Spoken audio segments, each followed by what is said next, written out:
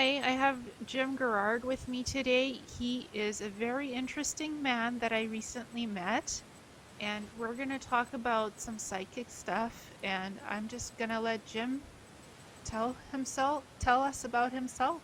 Welcome, Jim. Thanks for having me on. Thank you. It's nice to have you on the Awakening Cosmic Reality Show. Yeah, we were talking about Patrick Flanagan a minute ago. Yes. It's, actually, most people know who he is because just within the past year or so, he put this device on the market called a neurophone. I have one actually. You can kind of get an idea of what it looks like. That's the cover. Mm-hmm. He's got a this design here is called a Sri Yantra, Oh, nice. and I believe the reason he put the Sri Yantra on the cover of the neurophone is because for several years, a lot of people were trying to figure out the exact mathematical formula of how the Sri Yantra was actually formed. And he saw it in a dream. And then he constructed it on a computer program, and then he sent it out. And then the result of that was that they all came back and said, that's exactly the right exact mathematical formula for the Sri Yantra. Mm.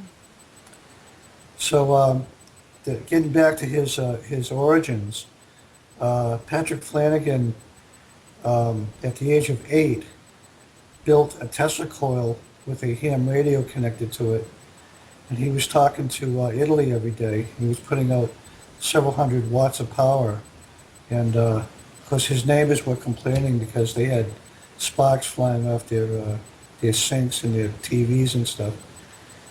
And at the age of 17, he built a missile that flew up into the air and was able to detect nuclear missile sites. And then the Pentagon caught a hold of it, and they came to his school and they told him that from here on in, you're working for the Pentagon. So I met Patrick Flanagan in Sedona in 2012, and the way I met him was I'd been watching some of his videos and was interested in his story, and I did a reading for him. And the reading that I got on him, it said, the Porsche goes over the cliff. So I didn't know what that meant, but I sent it to him anyway. And then he looked at it and didn't understand it either. But 3 days later, he woke up and he said, oh my God, that's Alex. And Alex was a friend of his that went over a cliff in a Porsche. And Sai Baba, who was a mystic saint from India, appeared in the car and embraced him. And the car crashed and was totally demolished. And he walked away without a scratch. Wow. That's incredible. How do you get your readings? How does that happen? Well, let me show you the dice that I use. Sure.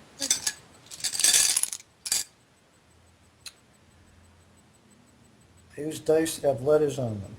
Mm-hmm. And what I do is I throw 26 dice 5 times. I get 130 letters.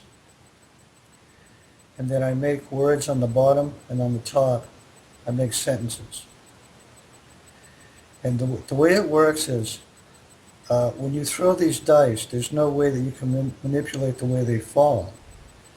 So what happens is these energetic currents that exist within your subconscious, like thoughts and feelings, are all there.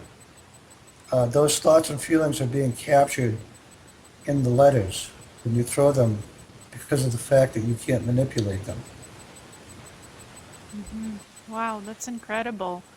And Yes, do you you're have accessing your higher self. do you have a blank mind when you throw these dice, or how does that Most of work? the time, most of the time I have a blank mind because when your mind is blank like that, what happens is you're sort of opening up your consciousness to whatever wants to come through. Mm-hmm. And sometimes I have questions. Like I was saying earlier, when I did that first reading for you, I asked the Andromedans to send a message. Yes. So you can do it either way. You can ask a question, or you can just leave it wide open and see what happens. And you can sense people's energies, right, when you're doing a reading for them? Yes. What How? I do usually, like when I meet someone new, I ask the oracle to send the message with that person's name. Mm-hmm. Let me show you one of the readings. Sure.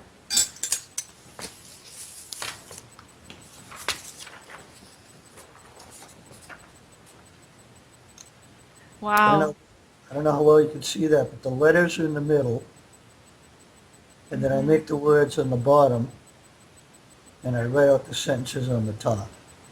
Mm-hmm. And I can tell for when I started recording today, the sound wasn't coming through. It was like there was some kind of a cosmic vibrational frequency where the sound was so bad when I first tried to record us. It was like somebody was trying to interfere, but I said, no, you can't interfere. This message that Jim has today is very important. It has to be heard. And the sound improved. That was interesting. Yes, it was probably some energetic sort of phenomena. Yeah. I could tell it was trying to interfere, but I'm like, no, we're going to hold the space and we're going to do this. Sometimes it's good to do an impromptu session to record something interesting to talk about with you. This is fascinating for me because I'm very new to psychic readings myself. I, Right now, the audio sounds perfect. yeah, it exactly. It sounds normal, which is incredible. So this is meant to happen. It's all synergetics. It all happens on a synergetic level, I think. And what's meant to be happens. Yeah, I understood what you were saying about doing the readings like that. It can be very draining, psychically and emotionally. Mm-hmm. I still do them myself, on request. Uh, I sort of feel obliged to do it because I started this thing. And, I invented the method. Mm-hmm. Um, I started in 2009, and the way it happened originally was there was a video on YouTube where these guys were talking about proving that the Bible code was a hoax. So what they were saying was that they were going to run Moby Dick, the book Moby Dick, into a computer program, and they were going to ask questions, and they were going to use the letters from Moby Dick to get answers to their questions. And sure enough, it worked. So their conclusion was that you could take any book and that the Bible code wasn't unique. But what I thought was just the opposite, that they had proved that the Bible code was real and that if you could access hundreds of letters, that you could make anagrams, which is, the making of words, and from anagrams you can make sentences. So the next step for me was how do I get the letters?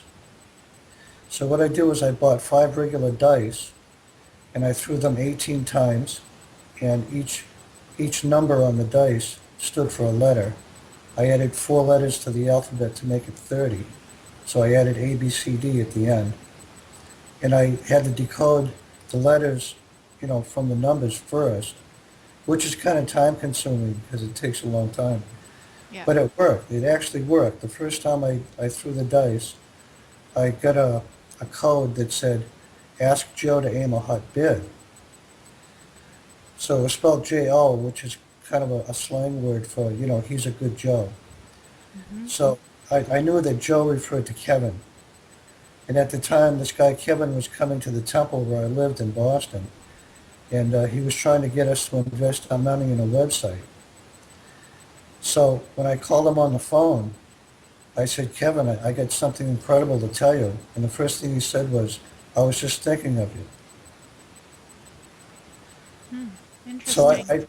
yeah, I thought I made the connection because I called him right at the moment he was thinking of me, which means that the method worked. It was actually, there was a psychic connection being made on the very first reading. It was quite interesting. Actually, I think I was talking to a healer when I first got out of the hospital recently, and I heard your name, Jim Girouard. This guy named Michel said Jim Girouard is a great healer, and he's a psychic, intuitive. So he Really? must have heard about you. Yeah, I think so. That was quite interesting. This guy is from Montreal. He lives in Coquitlam here in British Columbia. His name is Michel, Michel, Michel, and he knows of Brad Johnson, who channels Adronis. It sounds like you might be French. Yes, yes, he's from Quebec. Michel is from Quebec, Yeah, Montreal, Quebec. I'm French Canadian by ancestry. Oh, so you guys might have heard about each other somehow. What's his last name? I don't know his last name. He never told me. He just said, "Well, I'm a healer and I know of this guy named Jim Girouard who's a scryer." Really? So, yeah, and then you popped up on Facebook and asked to be friends with me, and I'm like, "Wow, that's synchronicity." Wow.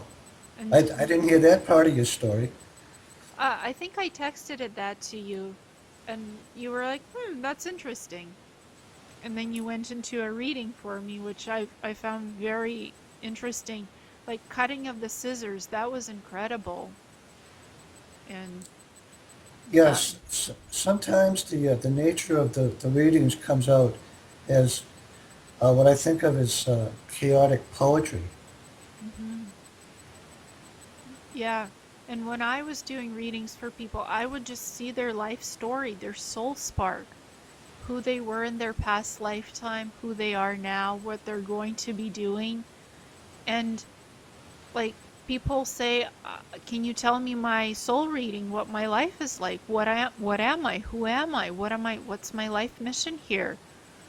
And I was supposed to try these readings, but I'm not supposed to be doing them on a permanent basis. It was just a pilot run, I think. Yeah. Something, an experience, an earthly experience to try.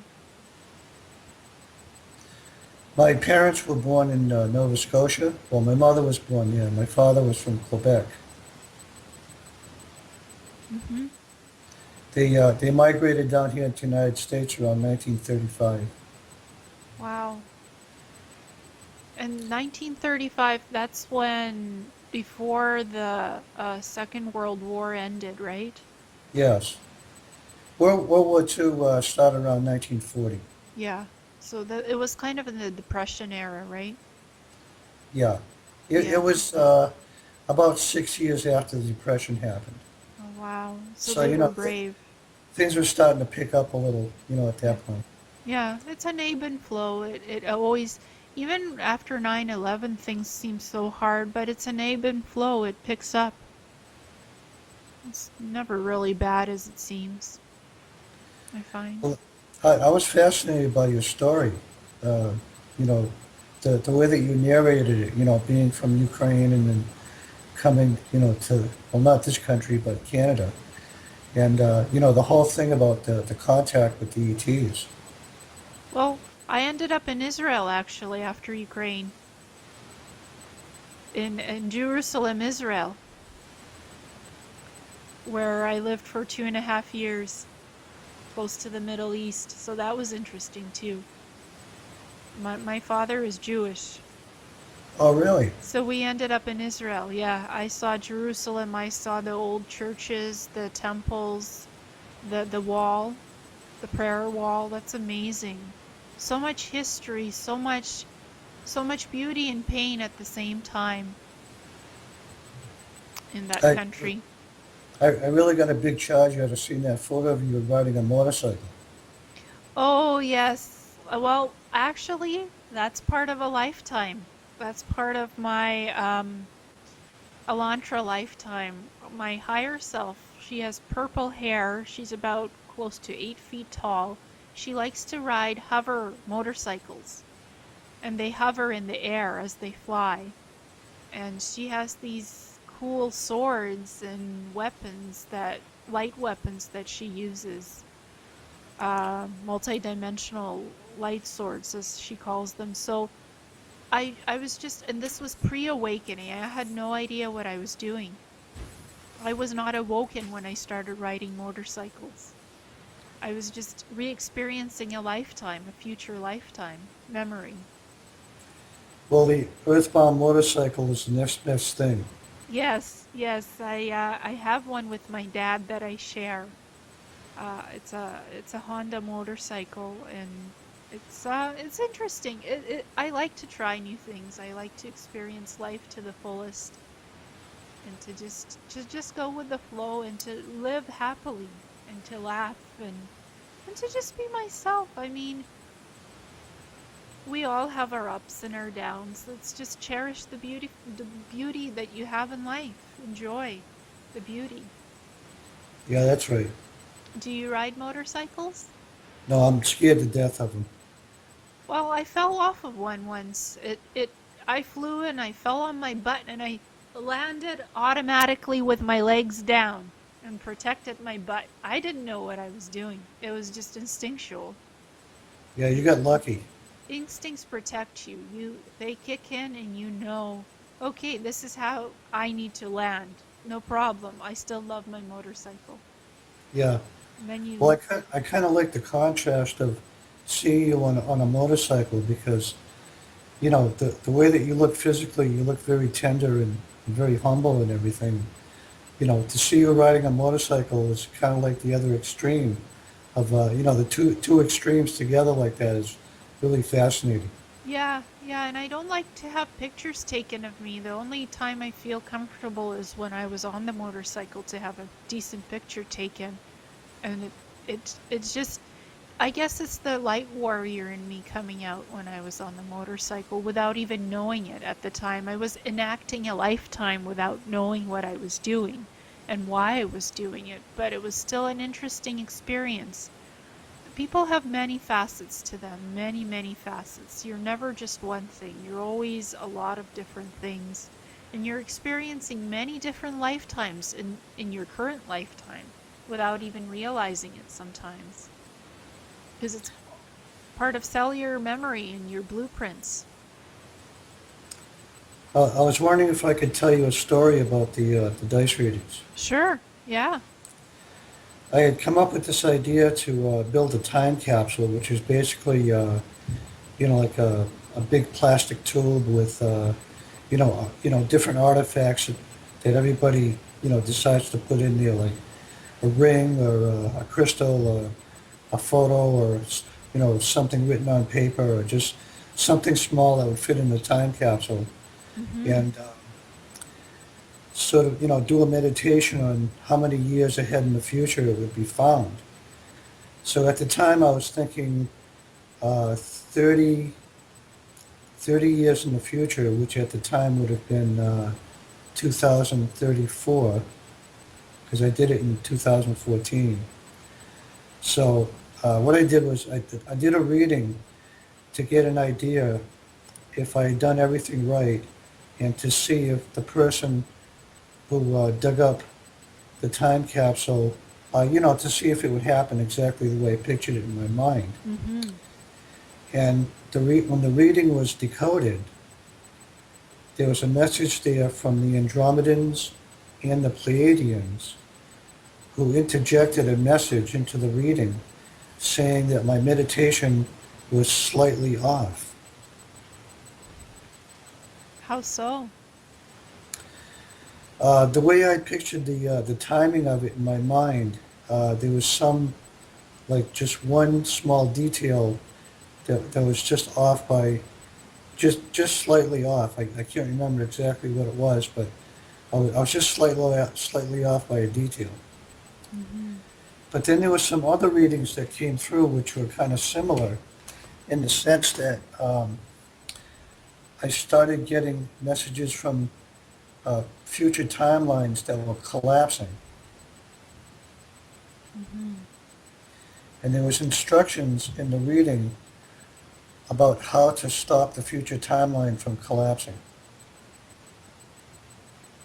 Yes, I once saw a future of Vancouver, the city of Vancouver, British Columbia, burning down.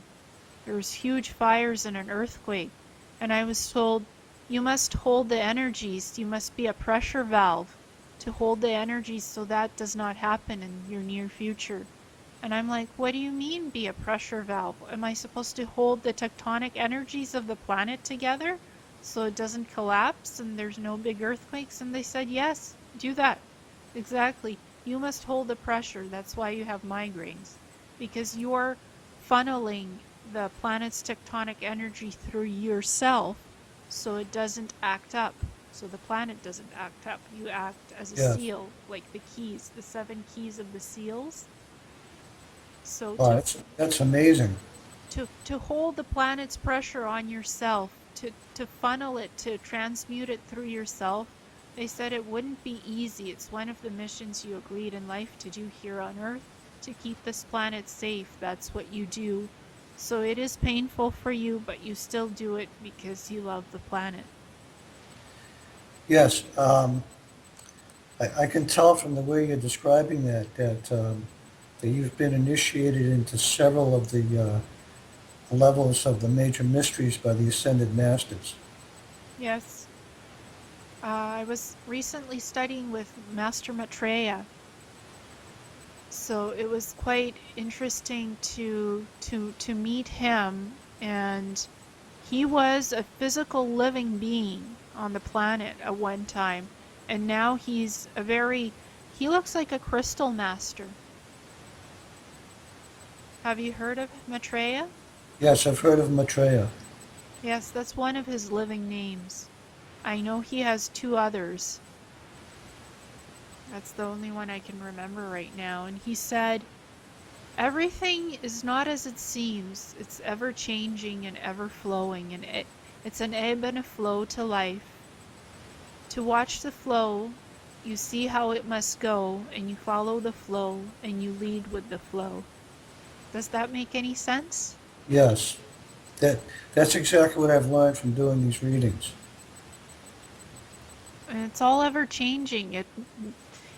You might get a future scene, and that's how it might happen, but it won't be the exact thing that you saw. It'll be slightly different. I was wondering if I could tell you about the nature of thought forms. Sure. A thought form is sometimes thought of as being a thought bubble. And a lot of times you hear the expression, so and so popped your bubble. Hmm. And the way the thought form uh, is created is by your thoughts. Like in other words, every day you do certain things, like you try to remember where your car keys are, or you open the door a certain way, or you get things, or you do things a certain way. Those are all thought forms because your thoughts go into creating this thought form about how you're going to do those things. Well, Hmm. those are the minor mystery thought forms. Yes. And then there are some major mystery thought forms like your belief system, your philosophy, your thoughts about higher self, things that are just of a higher nature. Yes. Okay, so the way a thought form starts off is you start thinking the same thing every day, and this bubble starts to form. But there's a black dot inside the bubble. And the reason the black dot is in there is because eventually the black dot gets big enough, along with the sizing of the bubble, that it pops the bubble, and then the cycle ends, and then you learn your lesson, and then it starts over again. Yes. Okay, this black dot um, is actually character default. But the character default that you have is created by nature. Hmm. So in other words, all of these things that religion has been teaching us about having a sinful nature, this is a misconception totally. Yes. Because our nature has this character default, which is created by nature, that's there to pop the bubble so that eventually you learn from the lesson. Yes. And you move on to a different experience, a beautiful next growth cycle in Right. your life. You move on to another experience, and you become initiated by the ascended masters by jumping through hoops of fire Yes. and having these, sometimes traumatic and painful experiences. Yes. And I learned a very interesting experience. For example, I ended up in the hospital last week with paralysis and horrible migraines where I couldn't move. And I had so much pain in my body.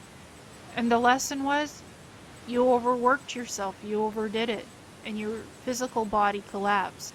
Your spirit is still strong, the physical body is tired, and it's saying, enough is enough, you need a break.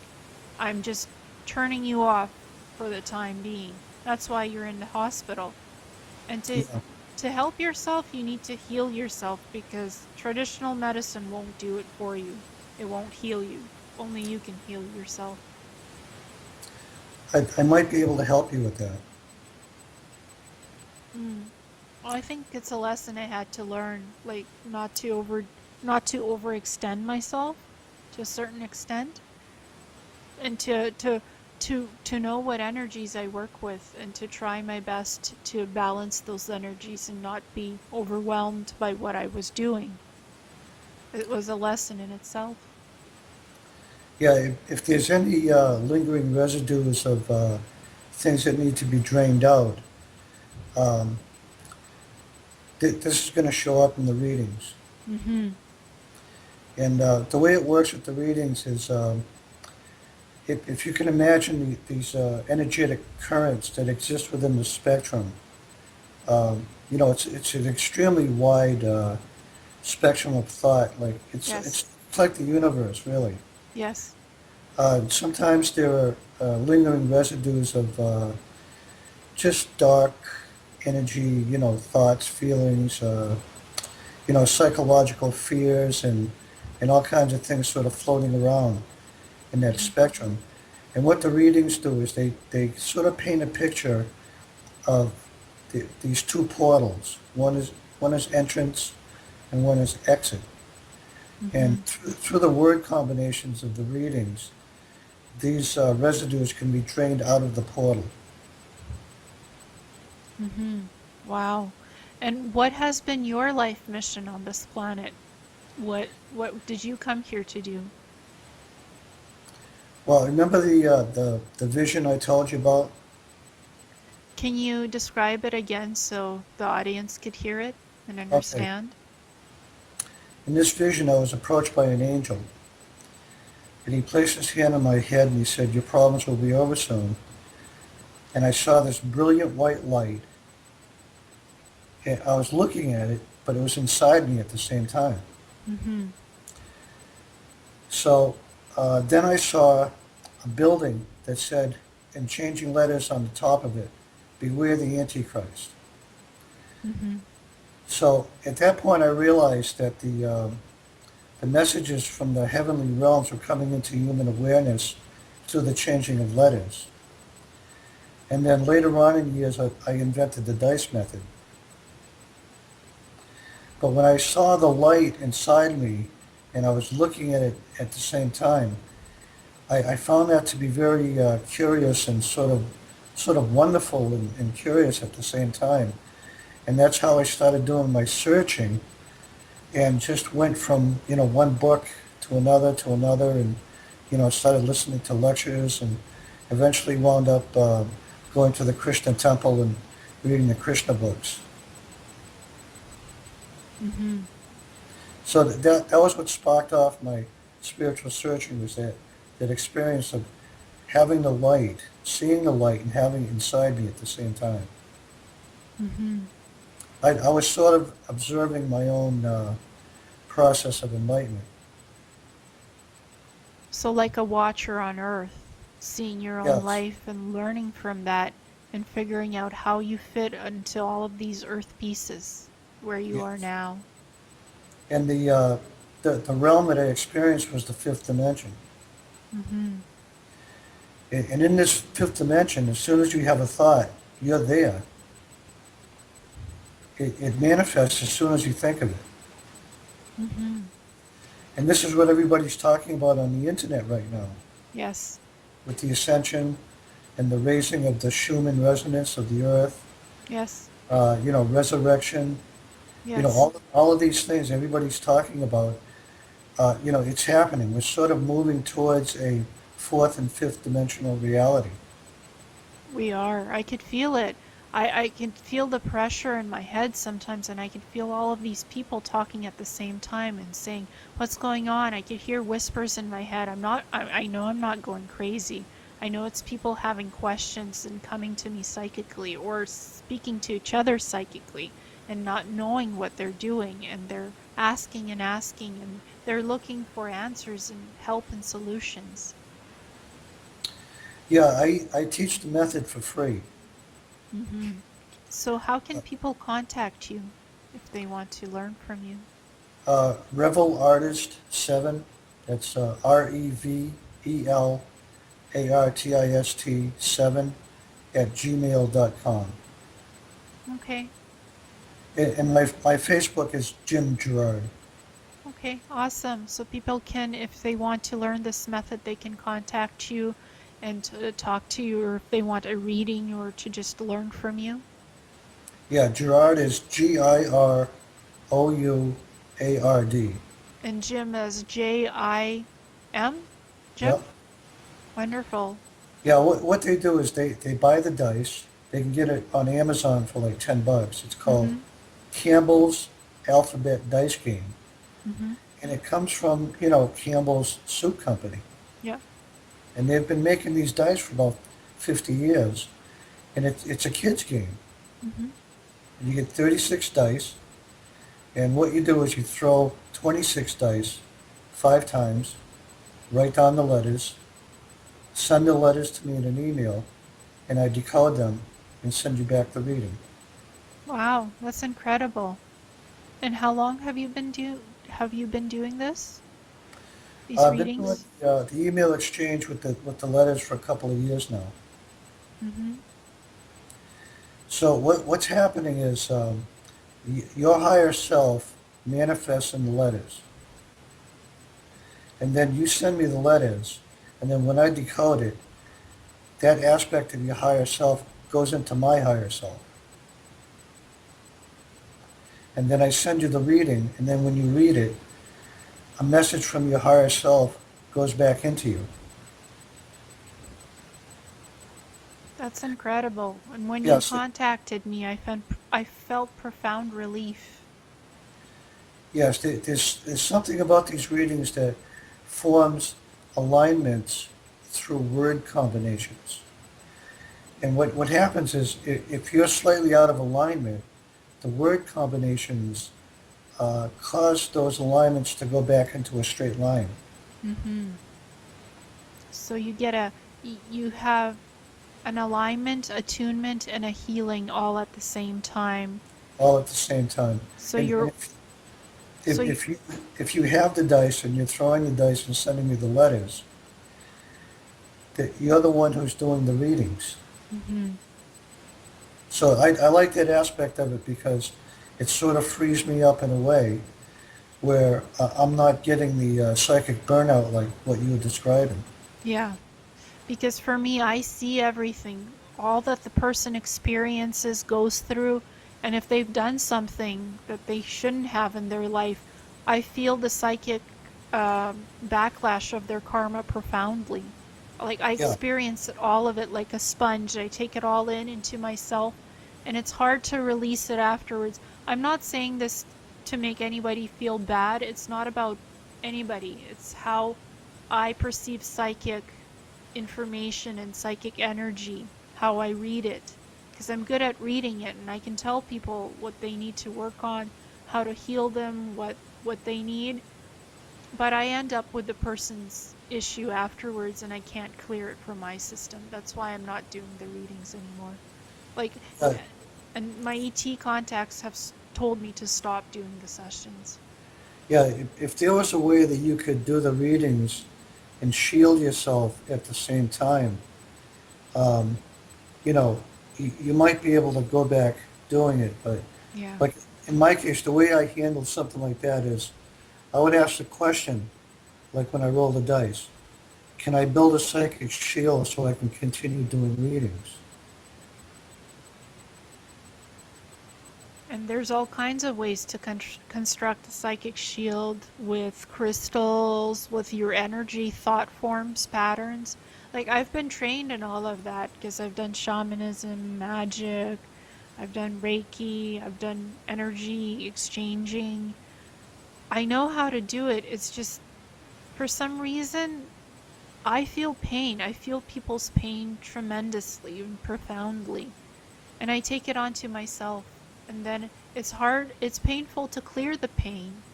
And you're like, I want to help people, but the question stands, how do you help? In what way can you contribute to this changing world, to this evolution? Even if you can't do the psychic readings, how can you still contribute? What can you give back to the people to help people? Because I still want to help. And whatever I can do, these interviews, these talks, just even giving people information that they could look at, I'm happy even doing that because that brings something to someone still. At some point, I'd like you to introduce me to this Michelle. Okay, I have his phone number. I have Michelle's phone number. If you want, I can give it to you and you can call him. Would he mind? Mm, Probably not. He contacted me out of the blue and he was saying, "Oh, I'd like to invite you to a healing. Would you like to come to Coquitlam for a healing and meet Brad Johnson?" And I was saying that would be an interesting opportunity. I look up to Brad Johnson because he's a soul whisperer. So to me, that was very shocking to receive that kind of email. And that's exactly when I got out of the hospital that I got that email. So I don't think it was a coincidence. So I'm just looking it up in my email right now. So Michelle lives in Coquitlam. So I'm just looking up his email address. Sorry, I have a lot of emails from folks, so I'm just gonna keep on looking for it. So I don't think anything is a coincidence these days. You get a message for a reason, and you're like, So, sorry it's taking me so long to access it. I do have it. So one email at a time, I guess. Oh, not that one.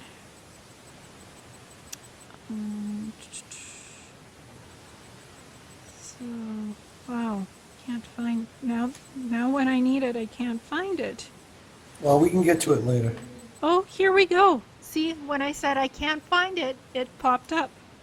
Okay. So 604 Yeah. 202 Yeah. 7570. Okay. And his name is spelled Michel. Michel. Michel. And he's in Canada? Yes, he's in Coquitlam, Canada.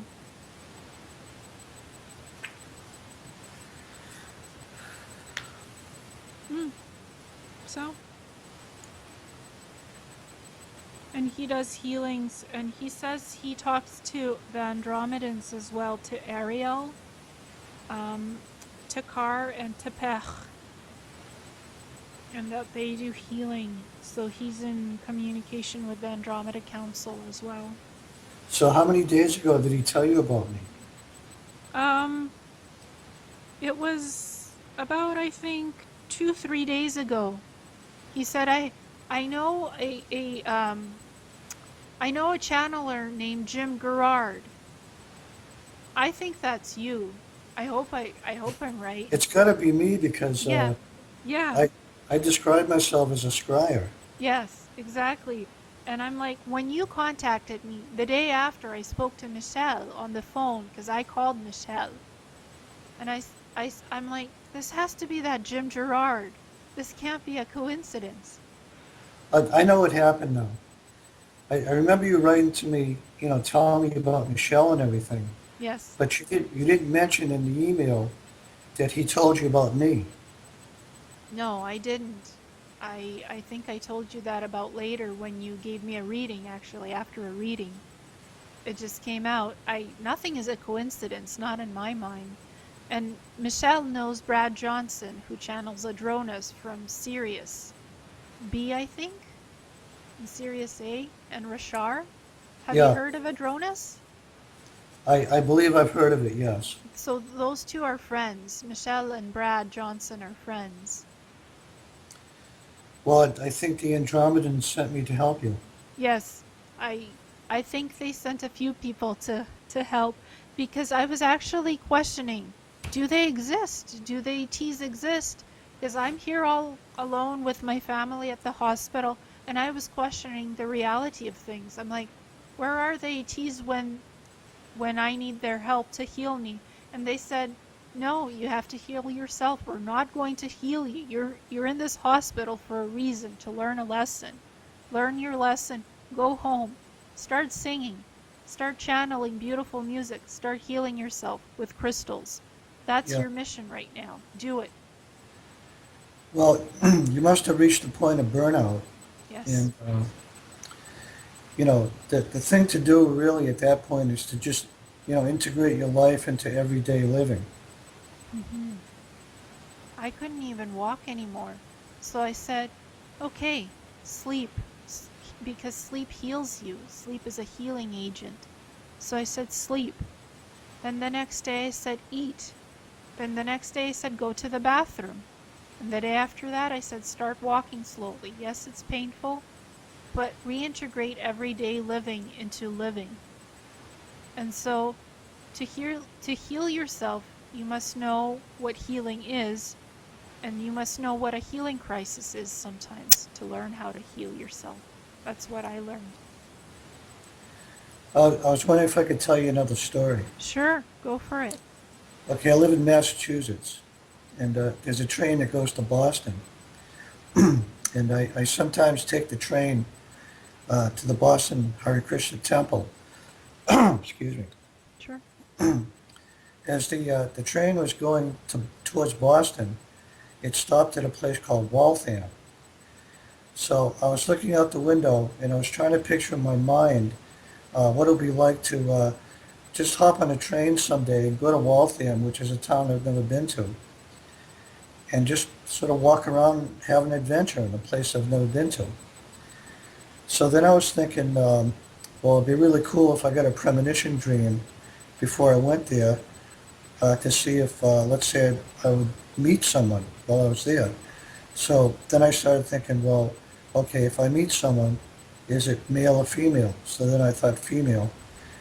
And then I thought, well, this person must have a marker of clothing that would tell me that it was that person I dreamt of. So then I thought of a scarf.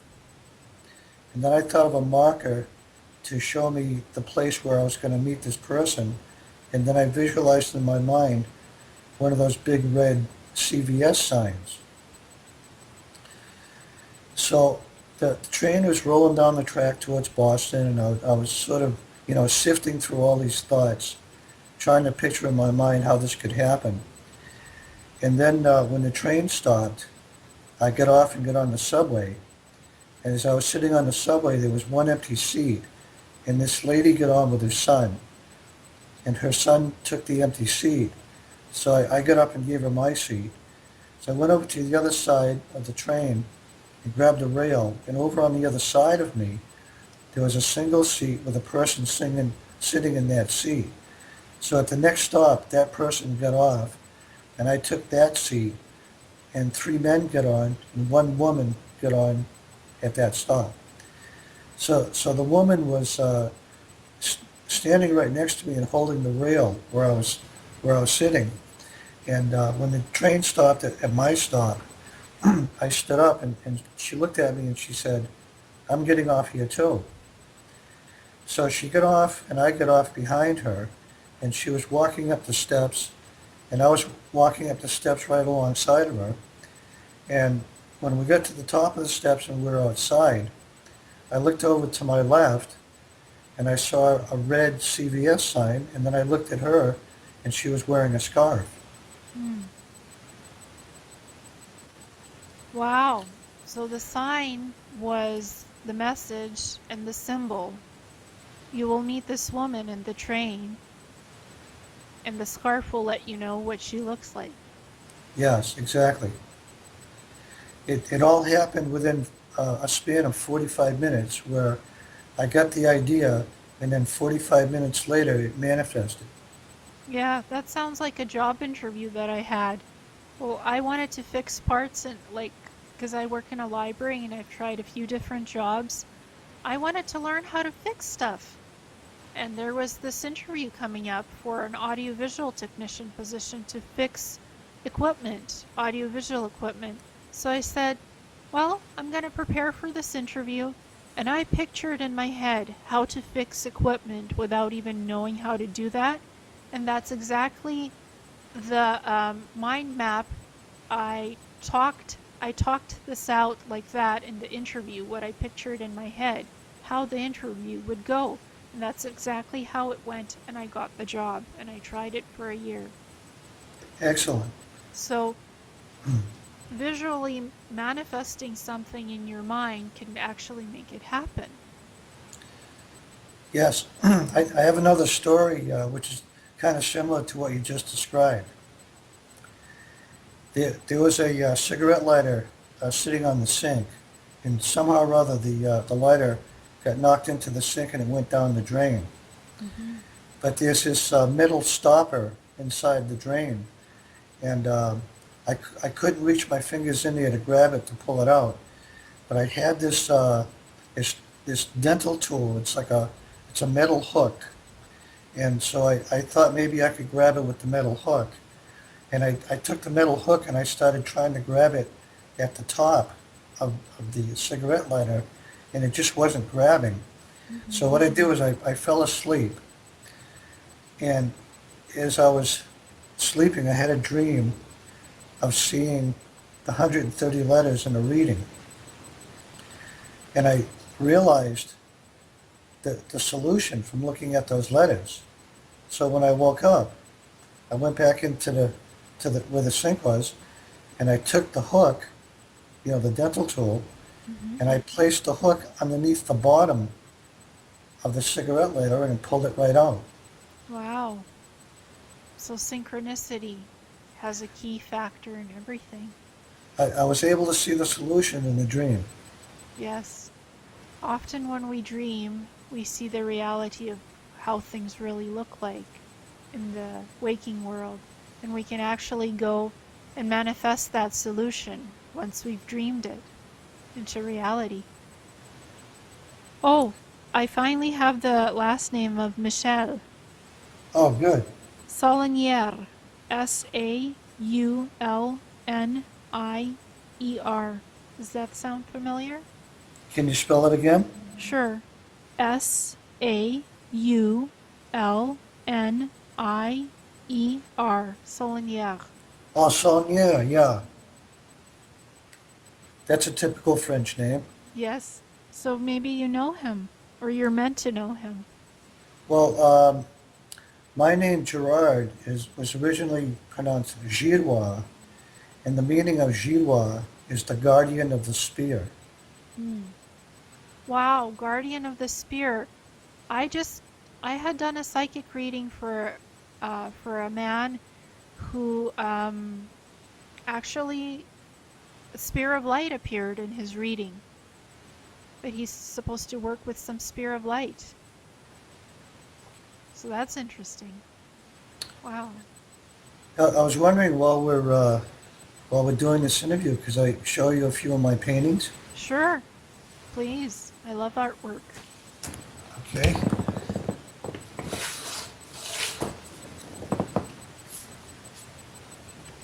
That's amazing. Let me adjust the light here so you can see it Sure. better. Yeah, that would be wonderful. Get some more light on. Yeah.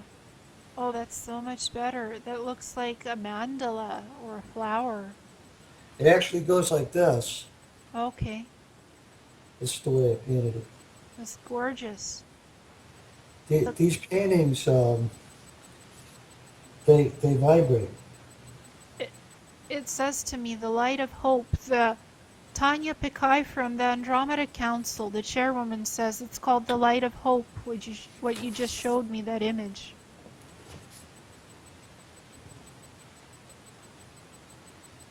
The ship that permanently sails through the galaxies. The galactic ship of hope and permanence. Wow. A journey into eternity. Journey into eternity, yes. Beautiful.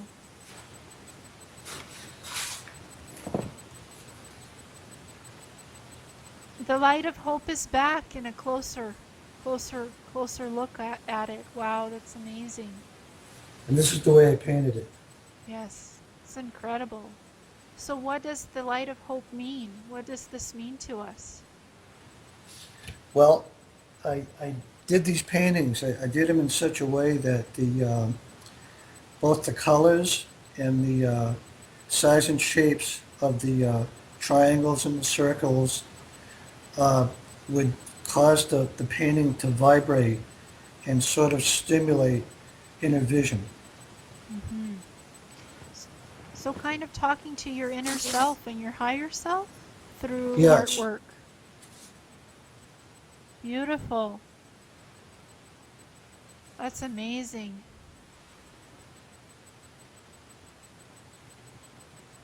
Really beautiful. Thank you. I got a couple more here. Yeah, I want to see. Wow, that's like a solar spark of Yeah, hope. it's a sunburst. Sunburst, wow.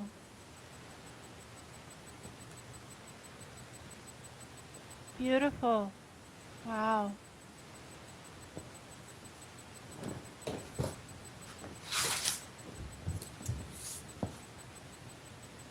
Oh, that's amazing. See, nothing happens for a coincidence. It's always meant to be the way it's supposed to be. I was meant to talk to you today and to do this beautiful interview and to see this amazing artwork. Wow. Now that gives me a lot of hope and peace and tranquility.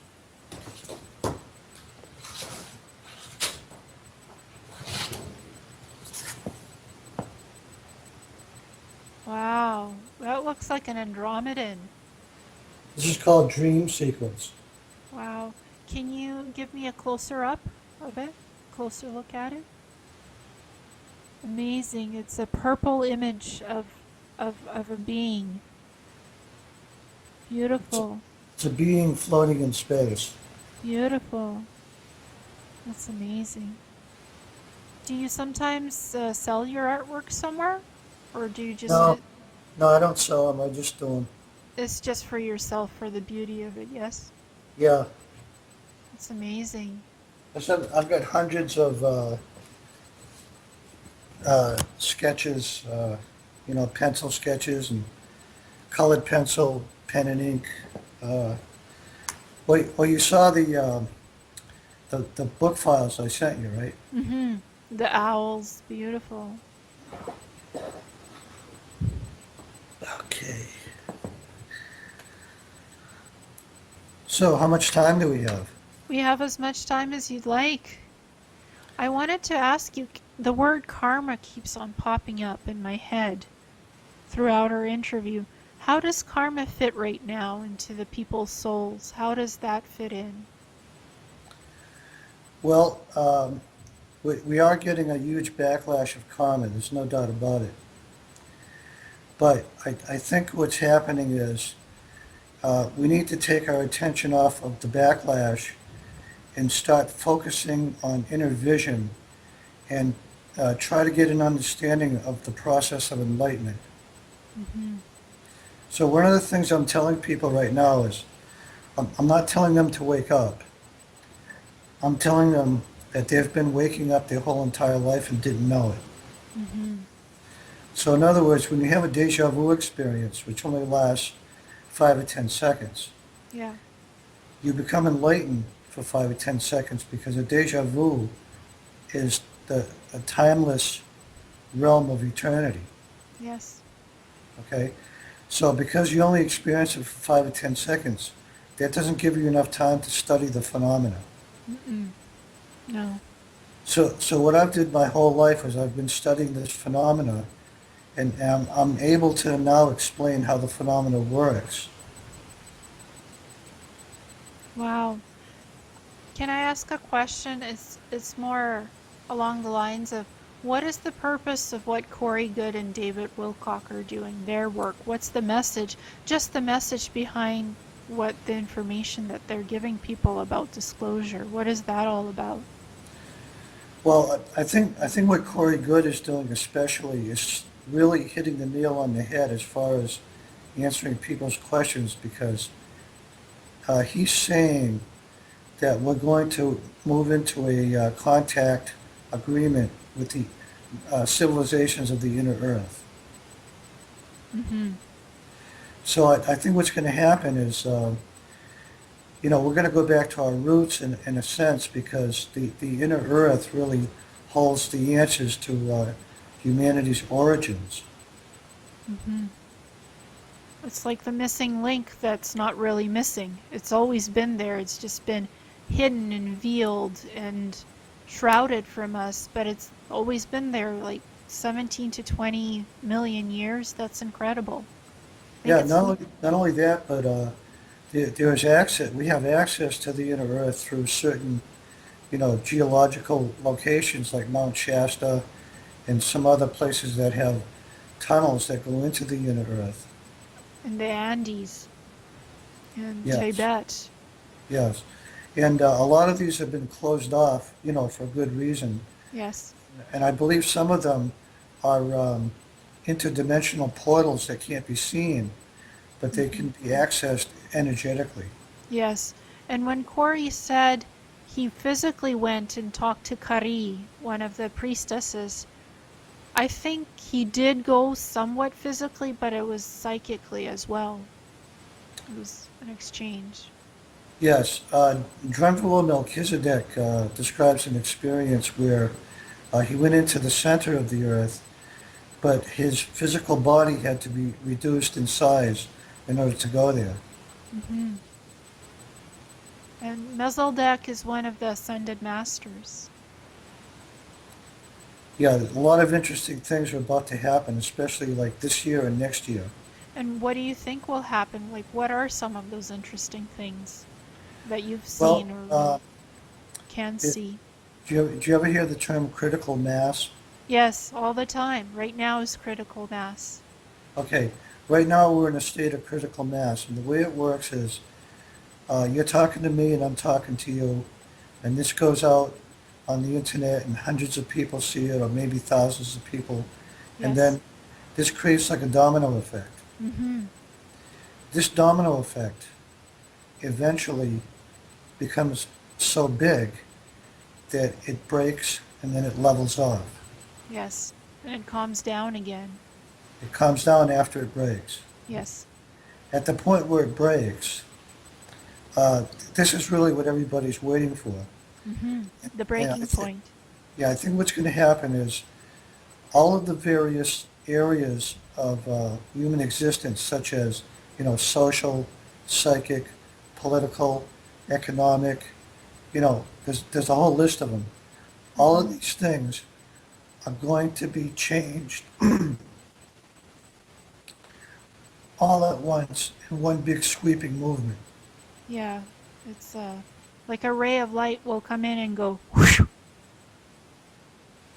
so to speak, Exactly. with the winds So, of change. the governments will be changed, the money system will be changed, we'll have free energy, we'll have anti-gravity, we'll have, amazing healing devices, medicine, surgery, all of these fantastic things that everybody knows about will be available all at once.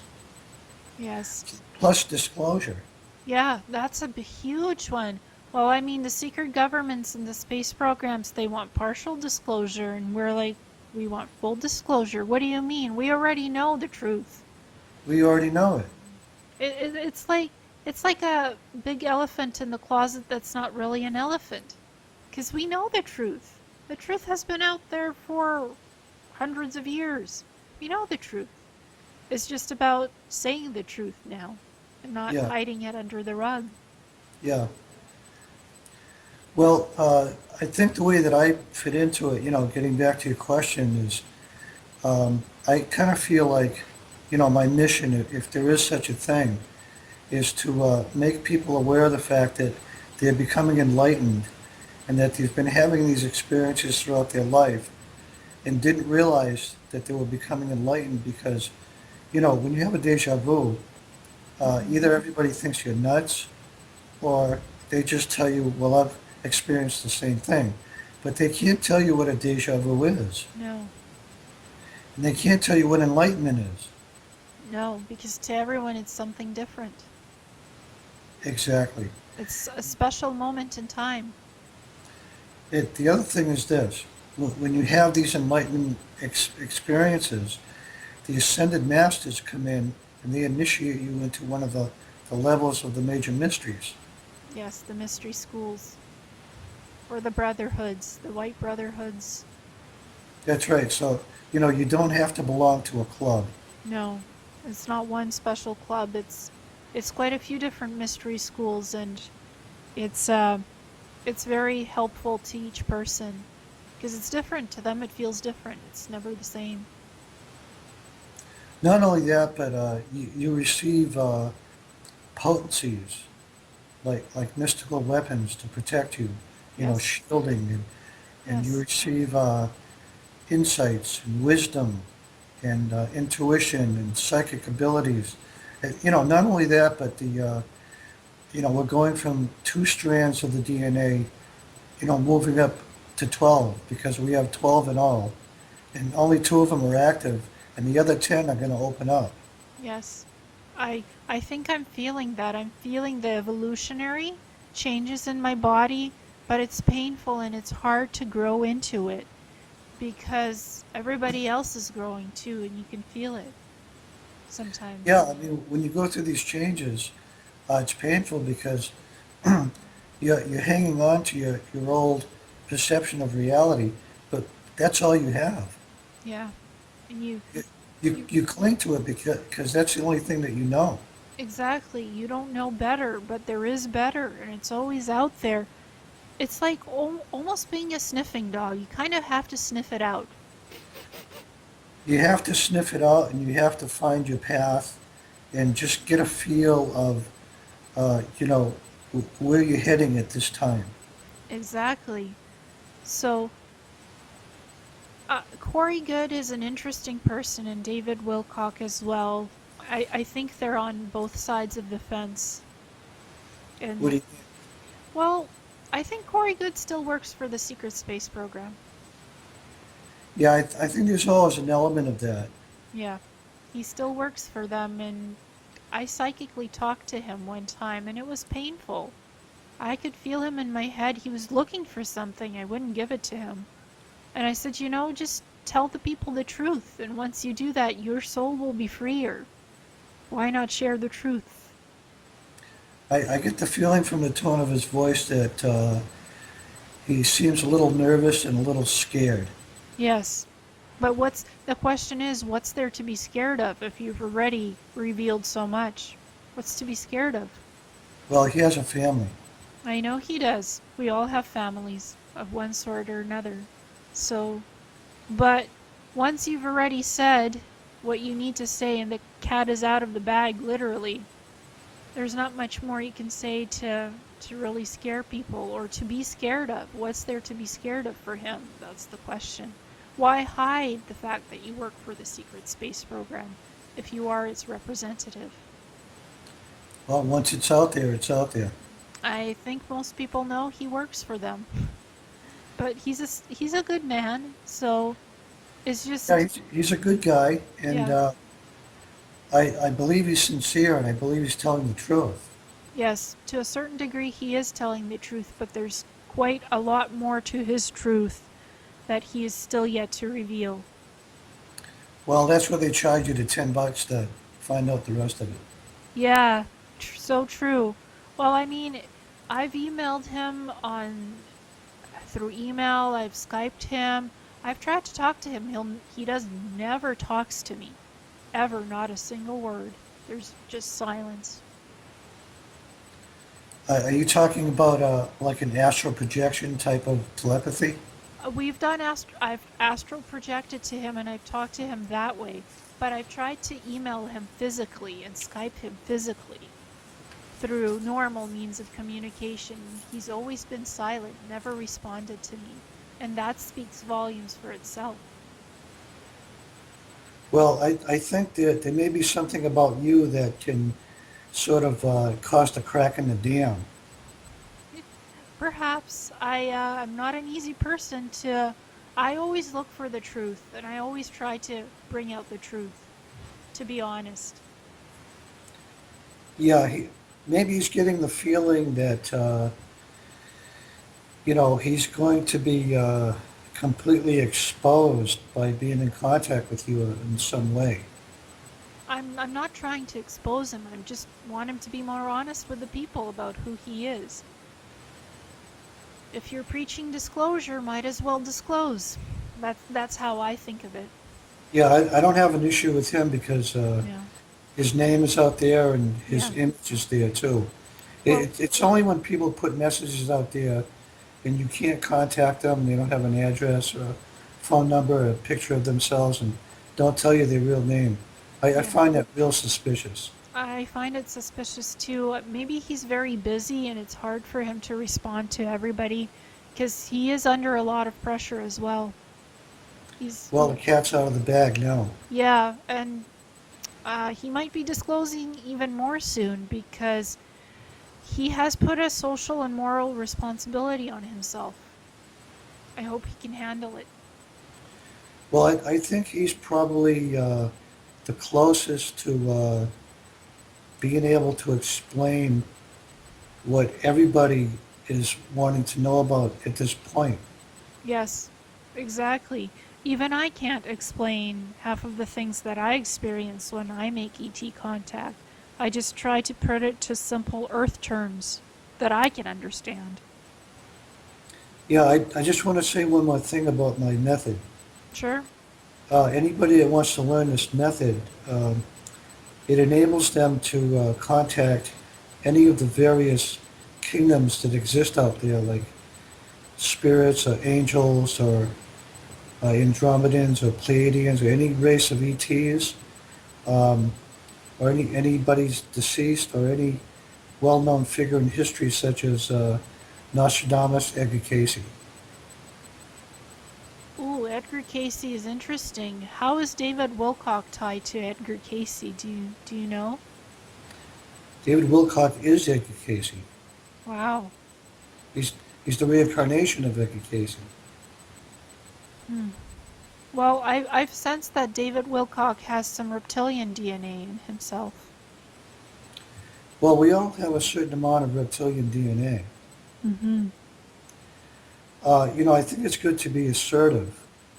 You know, I think it's good to, you know, speak your truth and all that. But I don't think being aggressive is good, No, no, it's unless not. unless you're running for president. Well, that's I think debatable too, whether we'll have a president or not. I think it's good to be aggressive if you're going to be president. Yeah, you have You to know, show a certain because you strength. represent the whole entire nation by your actions. Yes, So, being aggressive is good, but, between you and I, we can just be assertive and that's fine. yes, exactly. I have nothing to prove to anyone. That's not my mission. I have nothing to prove. Yeah, in a sense, there is no mission at all. No? We're sort of here to experience what it's like to be, human. Yeah. And then, in a sense, there is a mission too because you have a certain individual, distinct nature, like a quality that only you possess as a person. Yes. So true. It, the beauty of these readings that I do is there are descriptions of your true nature that come through the readings. Mm-hmm. I got the word teacher and master when you gave me my reading, but on a higher level. Not to teach from the human aspect from the higher. I'm trying to teach from the higher ET aspect of what they're imparting to me. And it's an interesting mesh of human and ET. Yeah, the greatest lesson that you can teach anybody is to just be completely blissed out all the time. Yes. Well, You it, don't it you don't have to give them any advice or no, it's just be blissful and radiate blissful energy, and they'll feel that and they'll find their own way. exactly. Exactly. And I had all of these mantras, decrees, um, for my clients. I found something that matched on their vibrational soul level that they wanted to work on, that they psychically voiced to me. They said, "This is what we want to work on. We don't know exactly how to put this together. Can you put it together to us in a guide? Give it to us and we'll work on it." So Yeah, that's what I did. I'm not really psychic. I'm not like a psychic that can do a tarot card reading and then fill in the blanks with psychic ability. I don't have that. I'm somewhat intuitive. You know, I can put, words and letters and sentences together, and I have a, a pretty good grasp of language. But I'm not really a psychic. Mm, I don't really call myself a psychic either. I prefer an intuitive empath because I have a bit of everything in abilities. Not just one thing. It's a bit of everything that's been put together in a toolkit, a healing toolkit that even I don't know how to use sometimes fully. But I try my best and that's all we can do.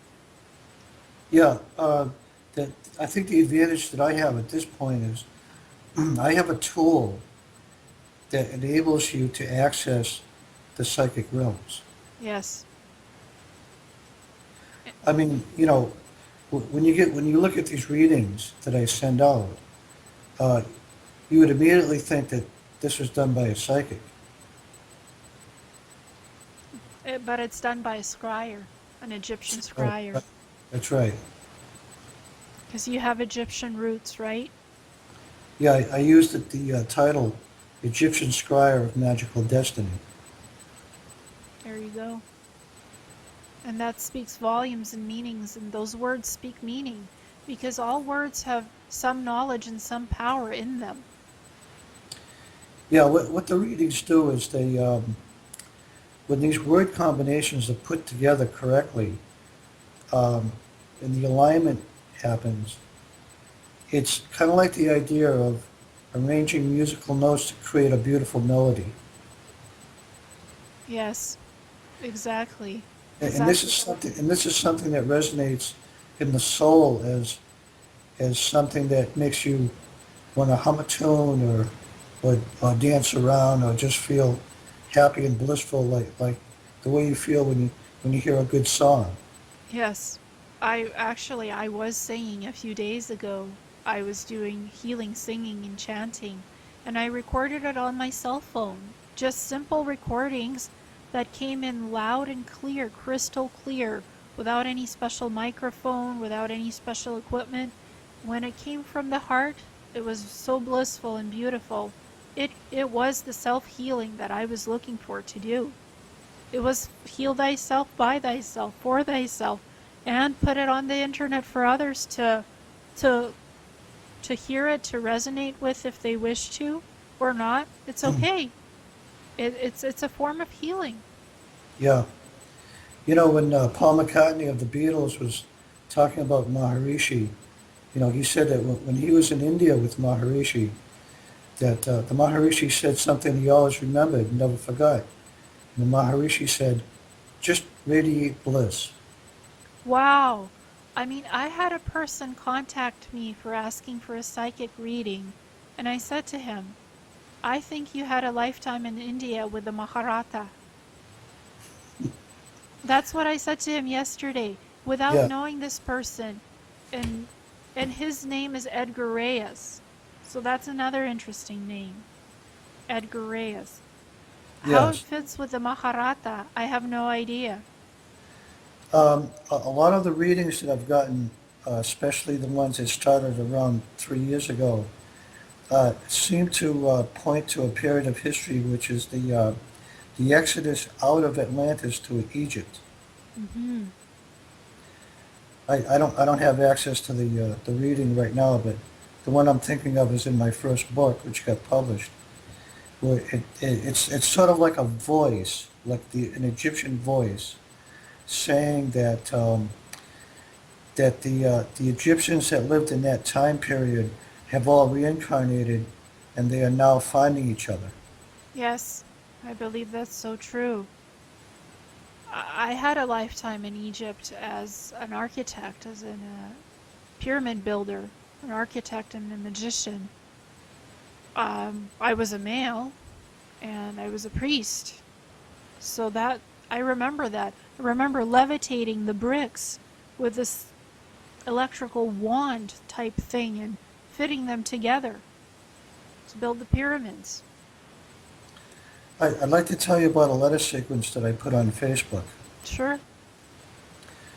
Okay, I haven't checked it yet to see if your name is in there, but several months ago, I asked the Oracle to send me a letter sequence that would contain the names of the people that I would be meeting in the near future. Hmm.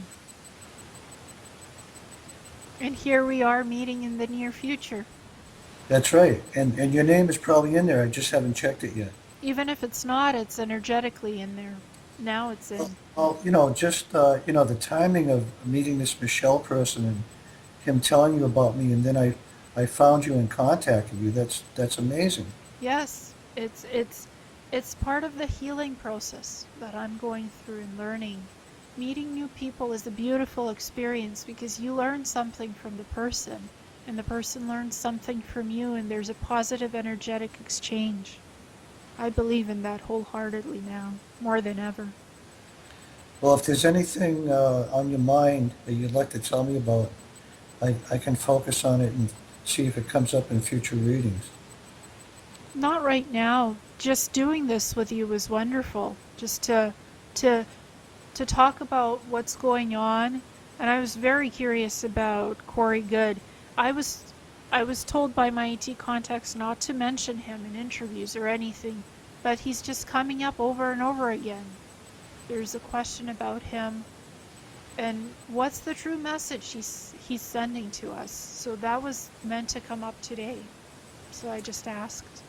I think there's a potential danger there with him because uh, his message is so right on target that I think the downside to it is that it could cause a lot of expectations that aren't realistic. Yes, because I mean this shift event, it could happen anytime or it might not happen for a couple of 100 years. It could take a couple hundred years for sure.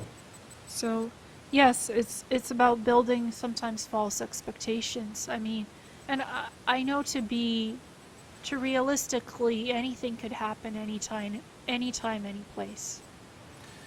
On the cosmic time clock, a couple hundred years is just one drop of water in the ocean. Yes, one drop in a bucket or out of the bucket, so to speak. So Yeah, it's things take a long, long time to actually manifest. yes, or it can happen in the blink of an eye.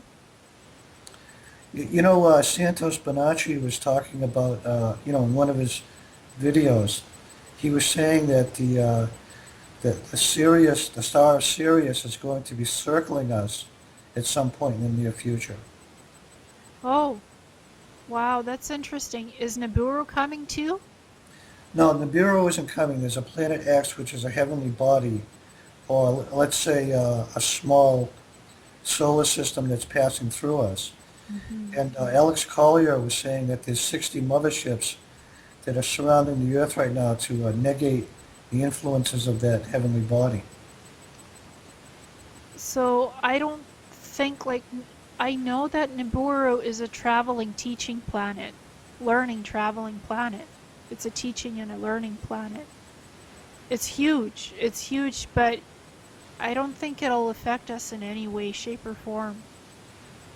Well, whatever's out there right now is not Nibiru. No, I don't get the sense that Nibiru is any cause for trouble or issues for us. It's just a teaching learning planet that we go to astrally and we learn. there.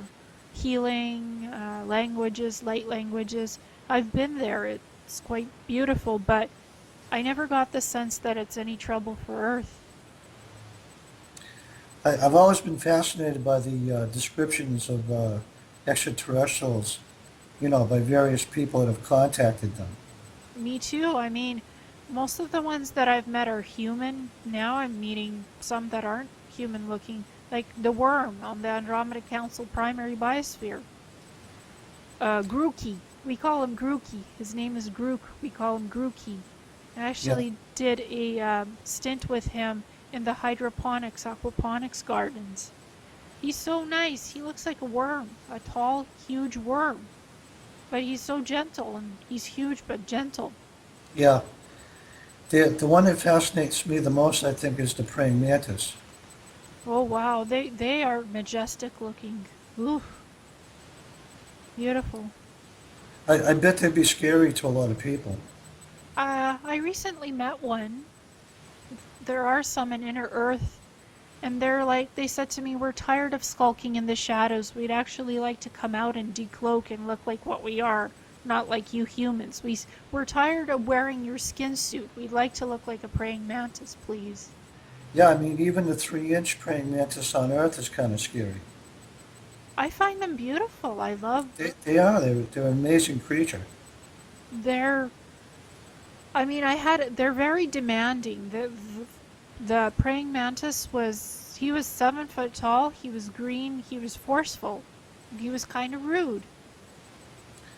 I think these ET races that come in the form of animals and insects, I think they're probably the original root race of the insects and animals we have on Earth. I think so too. And he was saying to me, the praying mantis, I am tired of skulking around in the shadows. I'd like to come out from the shadows. I'd like to come out into the light and be myself. And I said, well, if you want that, go and manifest it. You can make it happen. Yeah. Have you ever heard of Lord Nrsingadev? No, who's that? Well, you've heard of Krishna. Yes, I've heard of Krishna. Well, Krishna has many, many expansions. And one of his expansions is called Lord Nrsingadev. And part of the name Nrsinga is the word Inga, which means lion. So Nrsinga means half man, half lion. Mm. And, this expansion of Lord Krishna as Nrsingadev is a half man, half lion expansion that came to Earth to kill the demons. Wow. And I heard a story when I was in the Krishna temple several years ago that there's a statue of Lord Nrsingadev in a certain mountain in southern India, and all of the tigers and the lions worship this statue.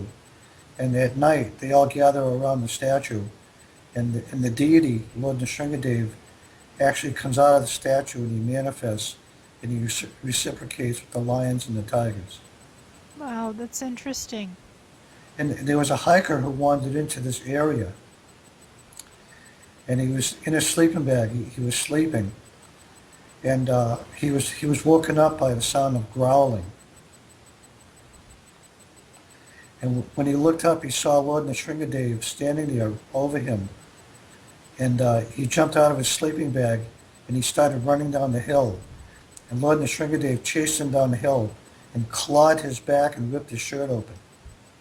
Wow. And did Lord Shringadev leave a message on the back? That was the message. Oh, okay. Don't come here because you don't belong here. Yeah, go where Yeah, you're actually wanted or needed. yeah. He wandered in there by mistake. Yeah, and sometimes people make mistakes and it's okay. It's don't need to be so hard on yourself. That's life. We learn on this planet. It's a learning planet too. That's right. We're here to learn and experience, sometimes for the first time, sometimes for many times. So it's a cosmic web of life, like Corey Goode says, cosmic web of life. We learn, we grow, we live, we die, and we live again. And he wasn't the first one to be clawed by Lord Nrsingadev. Well, I have a cat who claws me every day. Well, the cat is kind of related, distant cousin to the lion. Yeah, and she has a ruff too. She's a Maine Coon cat. So she has quite the personality. It's her way or the highway. Got a temperament. She does. She's a black Maine Coon cat slash tuxedo. She's very, very feisty, opinionated. Yeah, something like the black jaguar. Yes, very much so. And she likes to get her way, and she teaches me a lot of good things too. How to be humble. The cat teaches me humbleness. Have you ever seen the movie Emerald Forest? No, what's that about? Oh my God, you got to see this movie. It's about a 5-year-old boy that was captured by this tribe called the Invisible People. Mm. He was with his family. His father was an architect building a dam out in South America. And he wandered into the woods, and the Invisible People captured him. And 10 years later, his father got a tour guide. He had one of the arrows, so he was able to track down the whereabouts of this tribe called the Invisible People. And in the process, he ran into another tribe called the Fierce People, who were a bunch of cannibals. So him and his tour guide were captured by the Fierce People, and they had never seen a machine gun before.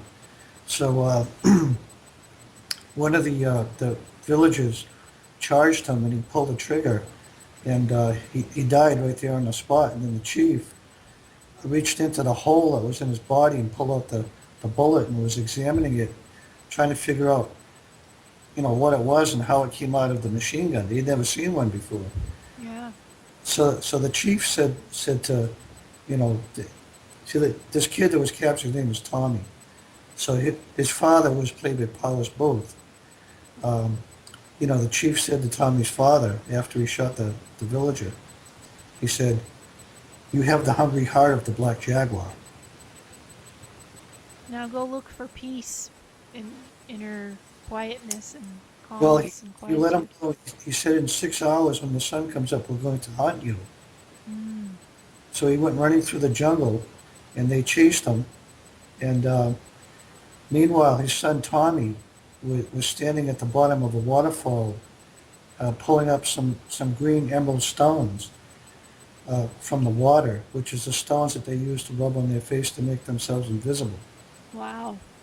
So here comes his father being chased by these cannibals, and he's standing there with the machine gun, and Tommy sees him and doesn't know who he is, so he pulls back his bow and arrow, and they're about to shoot each other, and they recognize each other.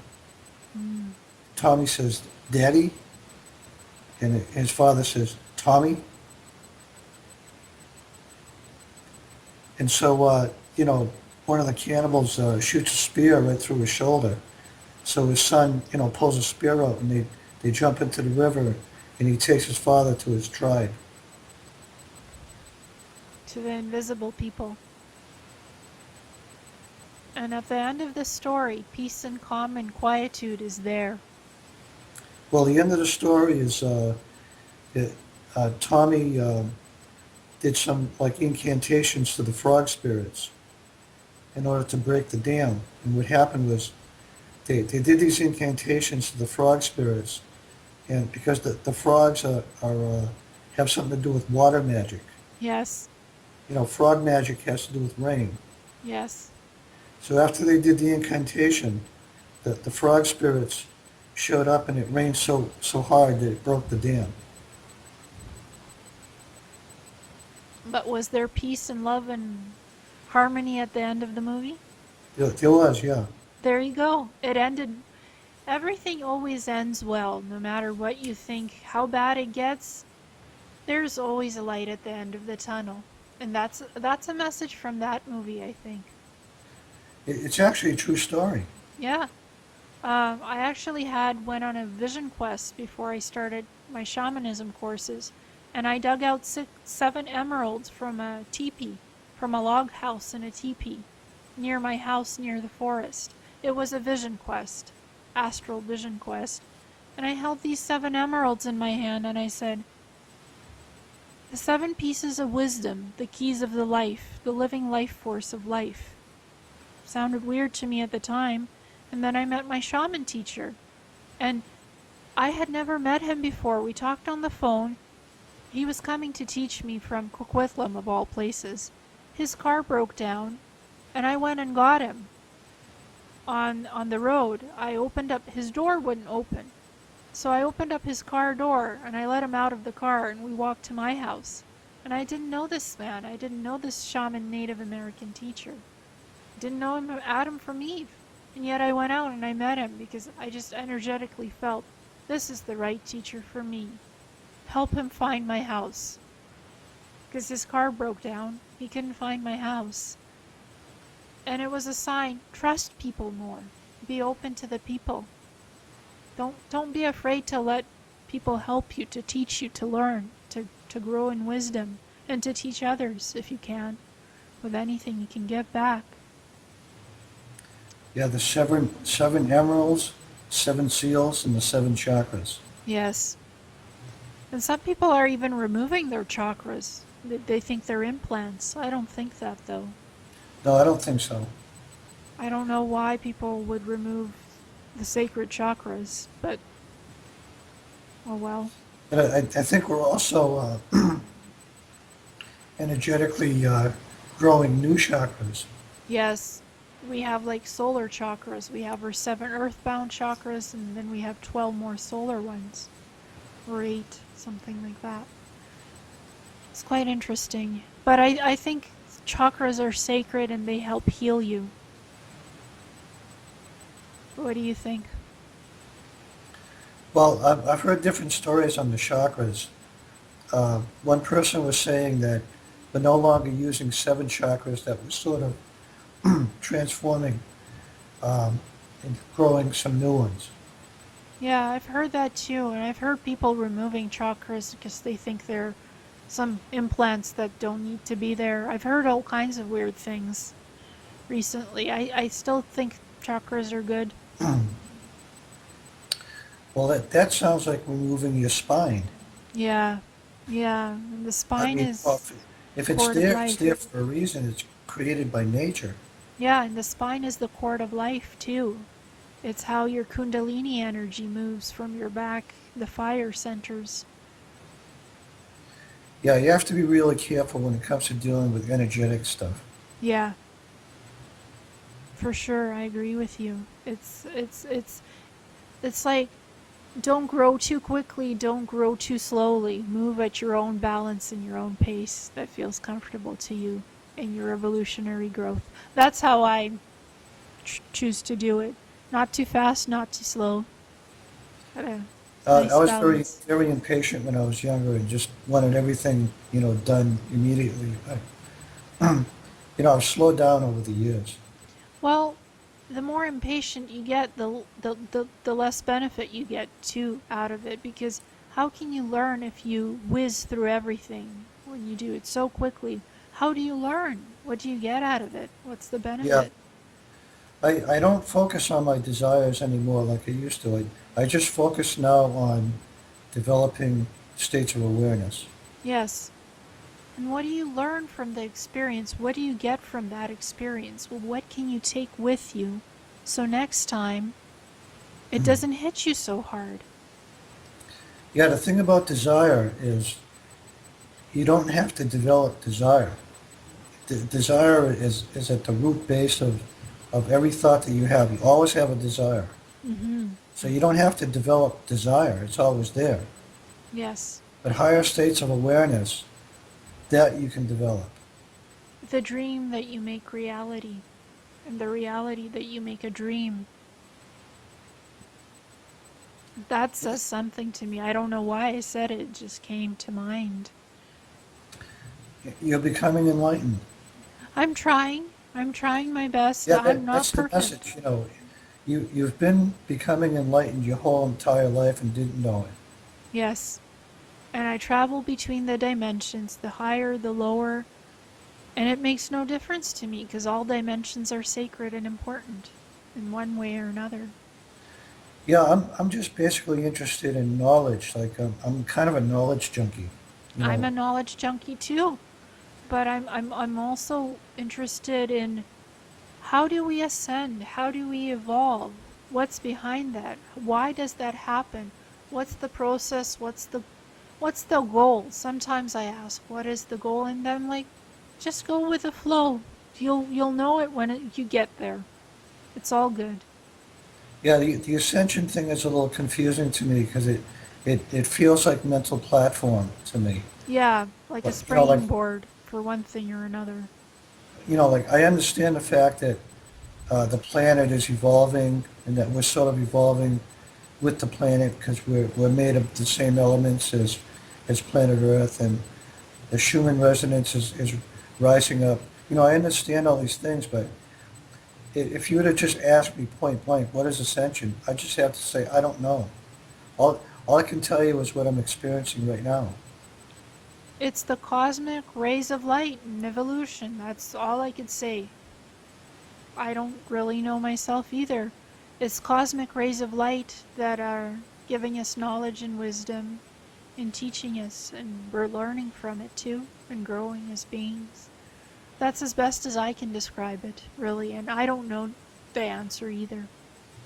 I know what 5D is, only because I experienced it. It's a state of being, it's some state of being. Yeah, you know what? It's not a million miles away. No, it's not beyond the earthly realm. It's not too far up, not too high up. If it's a hopscotching away, really, mentally and astrally, it's always there. It's like your beautiful warm fuzzy blanket that keeps you safe at night and during the Yeah, day. the Keeps you shell warm. of the shell of the human body covers your consciousness in such a way that most of the time during the awake state, we're really not experiencing much of anything except the input coming in from the senses. Yes. Smell this, eat this, feel that, touch this. How does that work? How does this work? What are you getting out of this? What we really have to ask, or should ask, is what's the learning lesson? What's the beautiful experience of this? And how can we take it and, evolve, move higher, Yeah, and experience more? from the sensory input, everybody is forming an image of self-identity from this sensory input. Yes. And so they're creating all of these false images of who they are. They're actually creating a phantom, Yeah. a false identity. So, if you're in a crowd of people, if you can say something like, well, I'm a certified doctor, well, that's acceptable because that's how the social fabric functions as far as, self-identity, which is determined by, a false idea of who you are. But then I will ask you a question. What kind of doctor are you? I'll go deeper and ask you, well, what do you do? What's the nature of your job? And then you go, oh, what kind of doctor am I? So when you look deeper into the nature of identities, because identities have many, many identities within themselves. You're not just one identity, you're many things. Sometimes when people ask me what I do for a living, I tell them that I create false images of who I really am, and then I tell them that's what I do for a living. People ask me all the time, what do you do for a living? A bit of this, a bit of that, a bit of everything. That's right. Because I don't just do one thing, I do many things to I- learn and grow and experience life. I'm here and I'm there and I'm everywhere all at the same time. Exactly. Yes, we're everywhere. It's You it's we're, Einstein had a pretty interesting conclusion about human awareness, and what he said about that was that human consciousness is expanding in all directions at all times. it never stops. So And true. and then Tesla said something really interesting too, which I think was even a better description. He said that every person on planet Earth is channeling cosmic energy. Mm-hmm.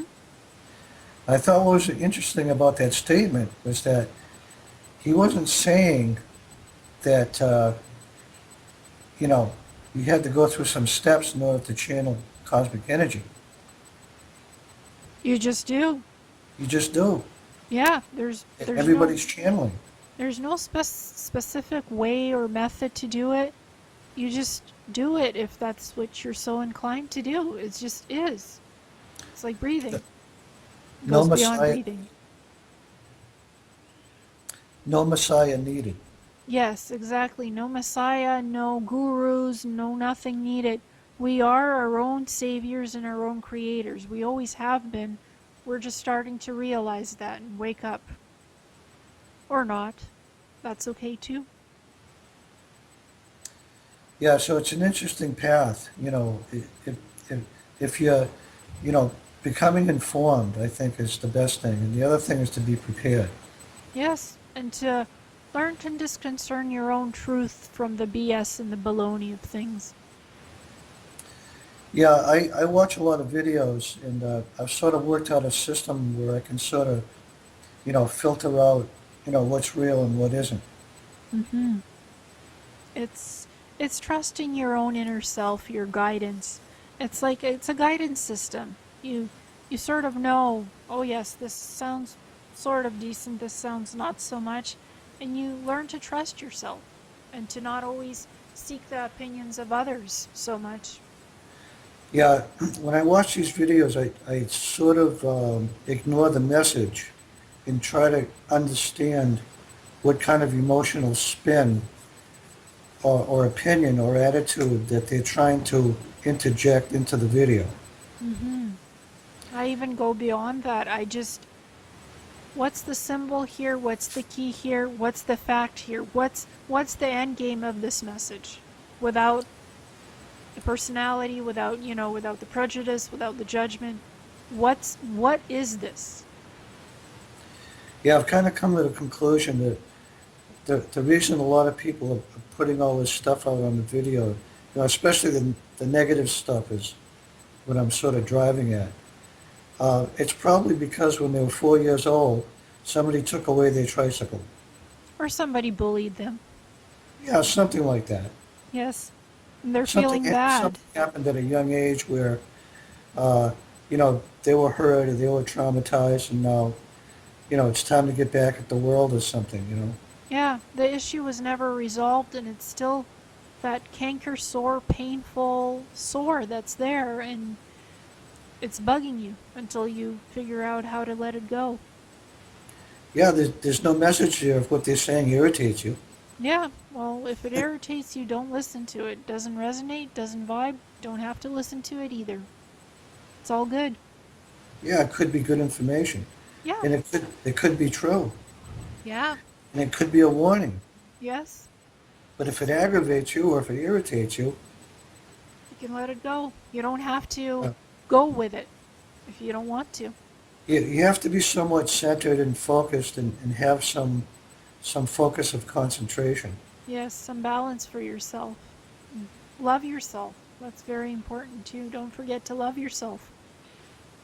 Not in a selfish way, but in a kind and gentle, peaceful manner that's appropriate to the life you're living and leading, whatever that may be, or is, or will be. That's fine. So where do you think you'll go from here? I'll continue to heal myself, and I'll continue to grow and learn, and see what I can see. Life is a journey. Life is a blissful way of being.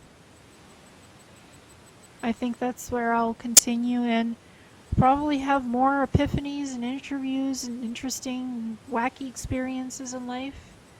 I always end up in a interesting place, so I'll just keep on trucking. Well, I think you're at the beginning of some new things here. Yes, for sure. I feel like I died and was reborn after that hospital visit. I was cranked up with so many medications it wasn't funny, and I'm just happy to be my energetic, happy self again. Actually, to be How me. did, how did you find the 7 emeralds? I found them very sparkly, very beautiful, and I ended up buying a ring with 7 emeralds in it. Oh, okay. Was this from some like premonition or a vision or something? Yes, it was a vision quest right before I found my shamanic Native American teacher. I was near this very old lodge from the 14th, 1200s or something, 1700s maybe. I met this Native American woman, and she said, "Look within the earth for your answers and your hope and your dreams, and you will find what you seek." And the emeralds came out of the ground, 7 emeralds. And a few days later, I went to the beach, went into some crystal store, and bought a ring that had 7 emeralds on it. These beautiful, clear crystal emeralds. And then I met my Native American teacher, my shaman teacher. So, kismet, so to So speak. your vision manifested into reality. Yes, I wanted something, I went after it, and I made it happen with my own life force energy. Synergy, energy, synergy, whatever you call it, it happened. And it's beautiful. What you just described to me reminds me of something that happened in Australia. What happened in Australia? I had a dream about someone I was going to meet. Mm-hmm. And in the dream, um, King Neptune, with the trident, Yes. the sign of Pisces. This is what I saw in my dream. And when I went down to the market the next day to talk to this girl that worked there, I told her about the dream, and she said, "Oh, I know who that is. His name is so-and-so, and he's right across the street. He's a tarot card reader." Mm. So I went down to see him, and I said, I had a dream about you. And the way I found out about you was this girl, Joelle, that works at the market here in Coranda. I was in Queensland at the time, Queensland, Australia. Wow. So he did a tarot card reading for me, and he told me that that the eclipse of the full moon, which happens every 49 years, had happened again, just that same year that I met him. And I was born on the eclipse of the full moon. Wow. So I told him about this book called The Peacemaker by William Henry. Mm-hmm. Have you ever seen it? No. I thought about telling you about it earlier because there's this write-up in the book about this thing called the psychopomp. And the psychopomp, in the book they have a drawing of Hermes, with the wings on his Yes. and on his feet. And Hermes is, he's got a stone slab in front of him, and he's got a rod in his hand, and he's tapping on the stone slab with the rod. And what he's doing is he's releasing the trapped souls in the underworld. Mm-hmm. And this aspect of Hermes is called psychopomp. The ego mind that never sleeps, that never dies. Well, the description of yourself, when we first started writing back and forth, it sounded to me like you were describing yourself as what I understood to be a psychopomp. Perhaps. Could very well be. Once you reach the level where you've released yourself from the entrapment of illusion, you can then release others. Exactly. And I think I started helping the others, but I just lost my light along the way again. And it's just, and my ET contacts, Tanya Pikai, the chairwoman of the Andromeda Council, she said, work on yourself to heal yourself, and through that process you'll help others some way. You'll always help others some way. No matter what you do, just don't give up and just do what your soul calls you to do. It won't lead you wrong. Do they ever give you predictions? Sometimes they said 80% economic collapse by the end of this year, and I saw it in a timeline, in a predominant heavy timeline.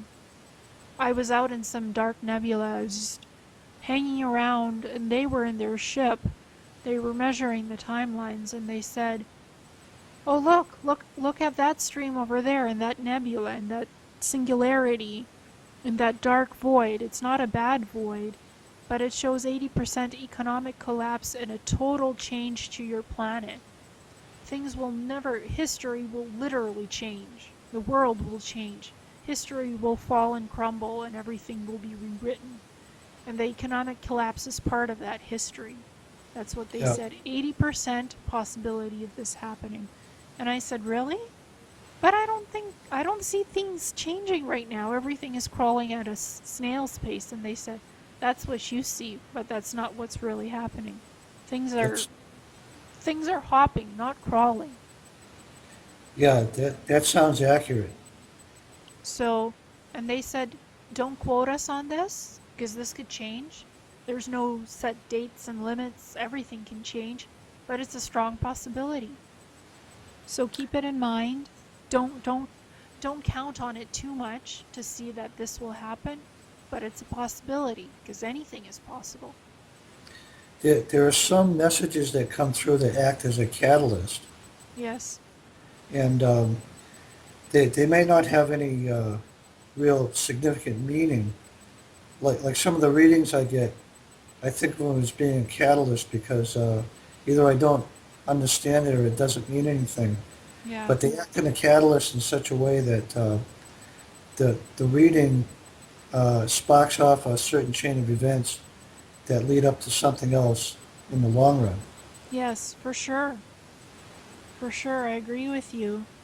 We'll see what happens. I mean, I'm not counting on that happening, and I'm not discounting that not happening either.